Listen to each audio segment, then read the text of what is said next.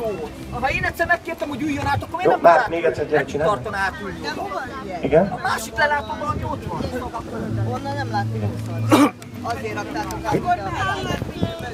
Mert ott nem lehet látni. Nem, azt a kettőt. Azt nem kell nekünk. Ezt nem lehet kivenni ezeket? Gyere, azt foglalj, majd én oda nyelnélek. Így megfele?